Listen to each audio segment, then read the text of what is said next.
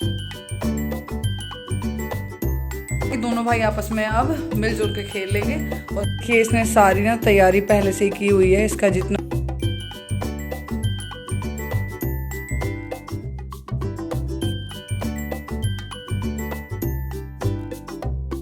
मैंने बोला ना होमवर्क करना है, तो आते ही मुझे बोला कि मम्मा मुझे ना बहुत नींद आ रही है, मुझसे काम नहीं होगा। Hello everyone, good morning, welcome back to my new vlog. तो आज के व्लॉग की स्टार्टिंग कर रही हूँ मैं सुबह 9:30 बजे से। घर के सारे काम ख़त्म होने के बाद सिर्फ एक काम बचा हुआ है, वो है पोछा लगाना। तो बस अब उसी को करने में लगी हूँ। पोछा लगाने से पहले डस्टिंग वगैरह सब हो चुकी है और कंबल की तह करके रख दिया है मैंने कुर्सी पे। वैसे तो मैं बेड पर ही लगा देती हूँ कंबल को हमेशा, लेकिन आज मैंने कुर्सी पर रख दिया है क्योंकि कई बार होता है ना कि बेड साफ़ किया है और कोई आके बैठ गया, लेट गया, तो कंबल पे ही बैठ जाता है। तो इसीलिए मैंने उसको कुर्सी पर रख दिया। और कुर्सी को मैं जब पोछा लगाती हूँ ना तो बेड पर रख देती हूँ। तो अभी जैसे ही मैंने बेड के नीचे पोछा लगाया तो पोछे के साथ बहुत सारा सामान आया। और क्या आया, जोरावर के स्केच और जोरावर के क्रेयॉन कलर। मैंने कहा ये लड़का भी कहीं ना कहीं कुछ ना कुछ फैला के ही रखता है। होता ही है, जब खेलता रहता है बेड पर फैला देता है, और जो दिखता है बेड पे उसको तो उठा के रख देता है। जो नीचे गिर गया उसको पता ही नहीं चलता कि नीचे गिर गया है, तो वो बेड के नीचे चला जाता है। तो जब मैं पोछा लगाती हूँ, झाड़ू लगाती हूँ, मुझे बहुत सारी चीज़ें मिलती हैं जोरावर की। तो जी कमरे में पोछा लग चुका है, पंखा मैंने चला दिया है। वैसे तो बहुत जल्दी सूख जाता है आजकल पोछा, ज़्यादा टाइम नहीं लगता है। तो पर्दे लगा दिए हैं और अभी कर दूंगी जाली वाला गेट बंद। ये गेट ना जब से जोरावर ने ख़राब किया है ना तो लगता नहीं है खुद से, इसको बंद करना पड़ता है। सारे कमरों में पोछा लग चुका है, बरामदा ही बचा हुआ है। मैंने कहा चलो इसको भी फटाफट लगा देते हैं अब।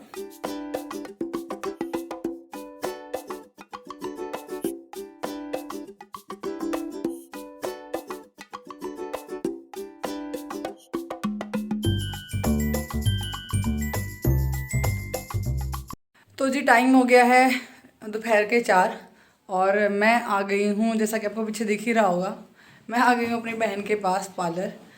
क्यों आई हूँ? सुबह से ही ना इसके फ़ोन जा रहे हैं मुझे कि आज ना 4 मेकअप हैं, 4 पार्टी मेकअप हैं, तो आप प्लीज़ आप आ जाओ मेरी हेल्प कराने के लिए।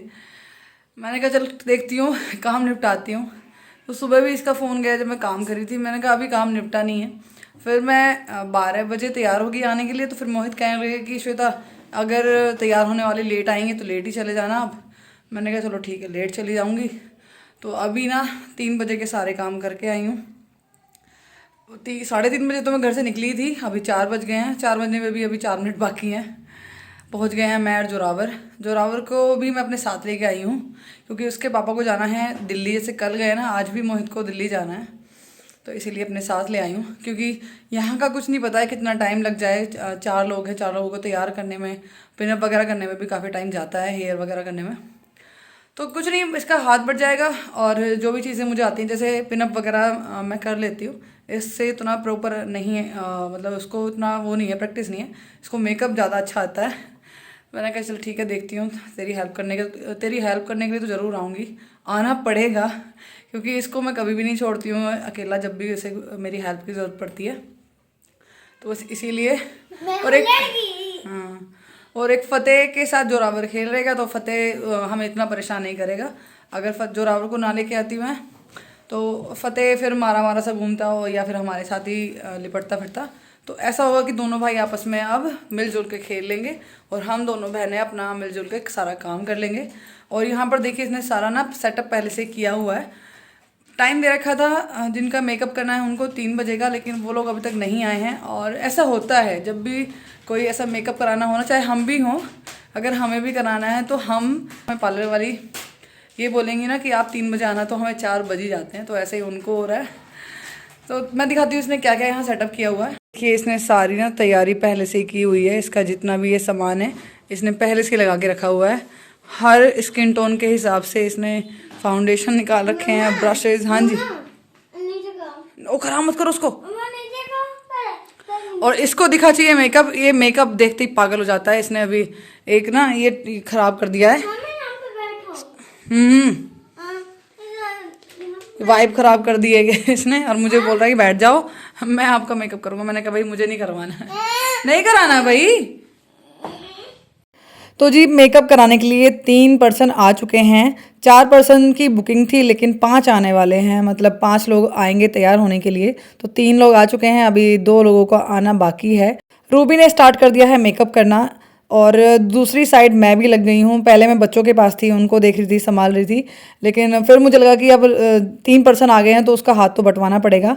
वैसे तो मुझे देखिए मेकअप नहीं आता है, लेकिन मैं अपनी बहन के साथ रह के देख देख के सीख चुकी हूँ कि किस तरह से मेकअप किया जाता है। और जहाँ मुझे लगती है ना कि गलती हो रही है या गलती हो सकती है, मैं उससे पहले ही पूछ लेती हूँ कि अच्छा अब क्या देना है, अब क्या लगाना है, तो वो खुद उठा के दे देती है, तो मैं ईजिली कर लेती हूँ। तो अभी ना मैं कर रही हूँ ये छोटी सी गुड़िया का बेस तैयार। फेस पर जो फाउंडेशन और कंसीलर वगैरह सब लगाते हैं ना, और मतलब ब्लश तक मैं सारा काम करके दूंगी उसको फेस पर। उसका काम रह जाएगा, रूबी का काम रह जाएगा सिर्फ आईज पे वर्क करना।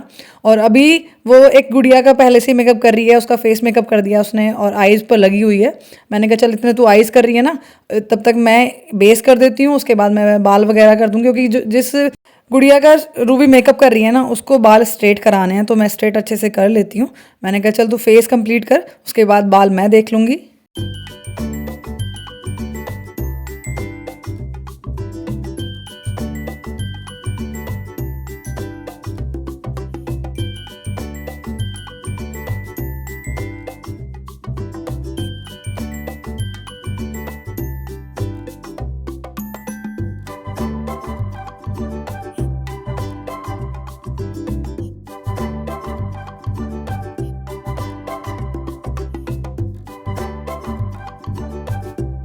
तो जी 2 पर्सन तैयार होके जा चुके हैं, क्योंकि काफ़ी ज़्यादा लेट हो चुका है।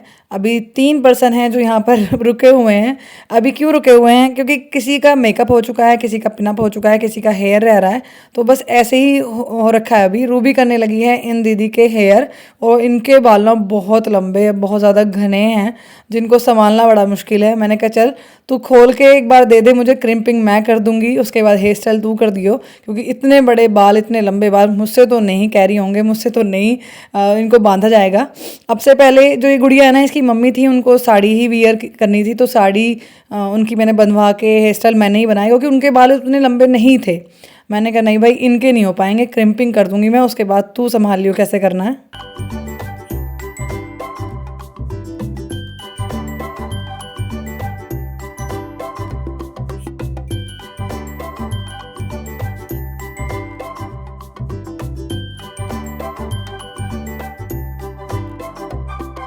तो जी हो चुका है हेयर स्टाइल। इनको ना सिंपली जूड़ा बनवाना था, तो जूड़ा इन्हीं के बालों से बना है, कुछ भी एक्स्ट्रा नहीं लगा है।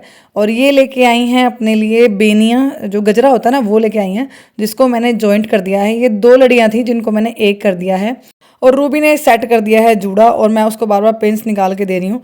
जोरावर बीच बीच में मुझे डिस्टर्ब कर रहा है, पता नहीं कहाँ से हेयर पिन लेके आया है, और वो कह रहा है मैं आपको क्यूट बनाऊंगा। पहले लेफ्ट साइड लगा के गया पिन, अब राइट साइड लगा के चला गया है, और उसके बाद बोल रहा है कि मैं आपका मेकअप भी करूंगा।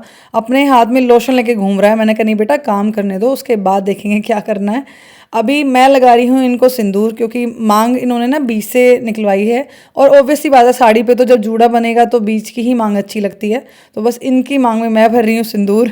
और ये जो गुड़िया है ना, ये वैसे तो रेडी हो चुकी है, बस इसका हेयर स्टाइल बाकी है। हेयर स्टाइल क्यों बाकी है, स्ट्रेट दूसरी लड़की ने कराया, उसके तो मैंने कर दिए, उसकी इसकी मम्मी के हेयर स्टाइल था, जूड़ा था, वो मैंने कर दिया। इसको कराने हैं कर्ल, और भाई कर्ल मुझे करने आते नहीं हैं, वो रूबी ही कर सकती है। मैंने कहा भाई ये काम मेरे बस का नहीं है, बाकी तो मैं करा सकती हूँ लेकिन ये नहीं होगा। कहीं चलो कोई बात नहीं, सबसे लास्ट में मैं कर दूँगी, क्योंकि कर्ल्स का क्या होता है ना, वो थोड़े टाइम के बाद खुल जाते हैं।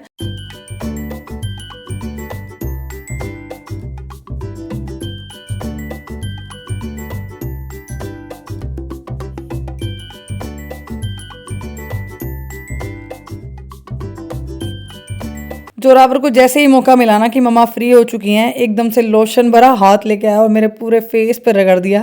मैंने कहा बेटा मैं फेस पर कुछ भी नहीं लगाती हूँ, लोशन भी नहीं लगाती हूँ, लेकिन अब वो लगा के चला गया तो चलो कोई नहीं।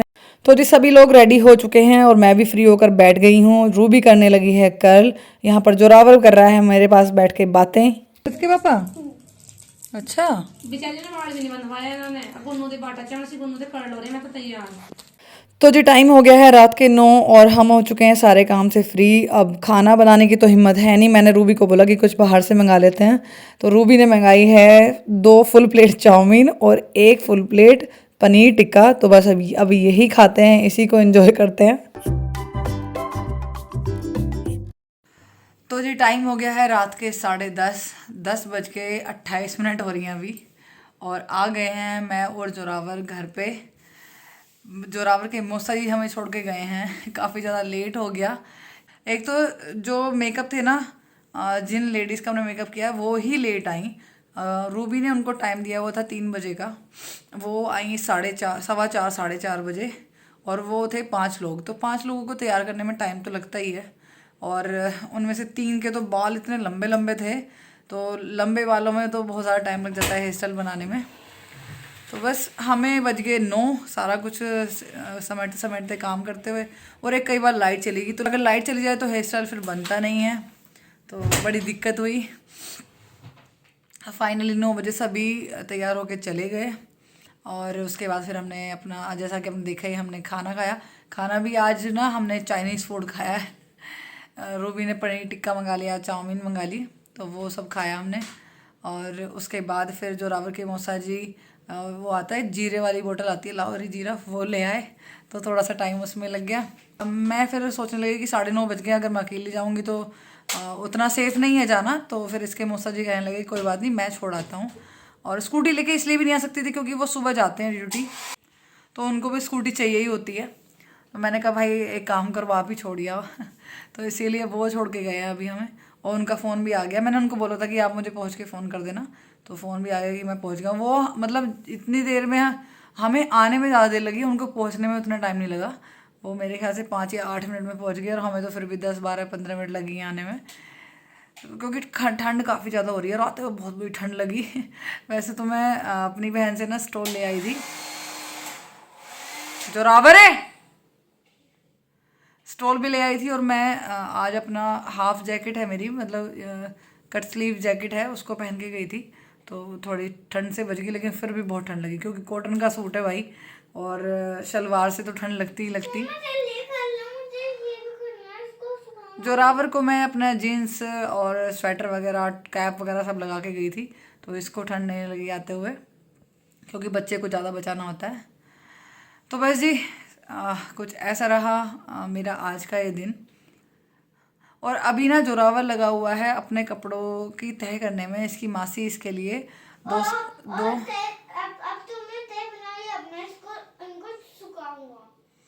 इसकी मासी इसके लिए 2 स्वेट शर्ट लेके आई है, और उनके लिए परेशान है। आते ही बैग से निकालनी, कह रहा मैं इनकी तह करूँगा। अभी ड्रायर लगाया हुआ है, ड्रायर से पता नहीं क्या उसको सुखा रहा है, पता नहीं कौन सा गिल्ला हो रहा है वो। तो इसका अपना ही चल रहा है। हाँ, ये ठंड की वजह से ठंडा हो गया, बैग में जो रखा था। तो उन स्वेट शर्ट की तह बन रही है। अब 10:30 बज रहे हैं। वैसे आते ही मुझे बोल रहा है, जब मैंने बोला ना होमवर्क करना है, तो आते ही मुझे बोल रहा है कि मम्मा मुझे ना बहुत नींद आ रही है, मुझसे काम नहीं होगा। तो अभी मैंने काम तो करा दिया है। मैंने कहा काम कराना तो नहीं छोड़ूंगी, सुबह तो नहीं कर पाओगे काम, इसीलिए मैंने होमवर्क तो करा दिया है। और अभी अपने कपड़ों की तह बना रहा है। मैंने कहा भाई बनाए, जब मैं थोड़े टाइम में ना लाइट ऑफ करने वाली हूँ, और बस उसके बाद अंधेरा कर लूँगी, खुद भागा चला आएगा। तो बस जी इस व्लॉग का कर रही हूँ मैं यहीं पर। तो कुछ ऐसा रहा मेरा आज का ये दिन। इस व्लॉग को कर रही हूँ मैं यहीं पर एंड। मिलते हैं नेक्स्ट व्लॉग में, तब तक अपना ख्याल रखिए, मुझे ऐसे सपोर्ट करते रहिए। वीडियो अच्छी लगे तो वीडियो को लाइक कीजिएगा, चैनल पर नए हो चैनल को सब्सक्राइब जरूर कर लीजिएगा, ताकि आपको मेरे आने वाली वीडियोज़ की नोटिफिकेशन मिलती रहे। Thanks for watching my video.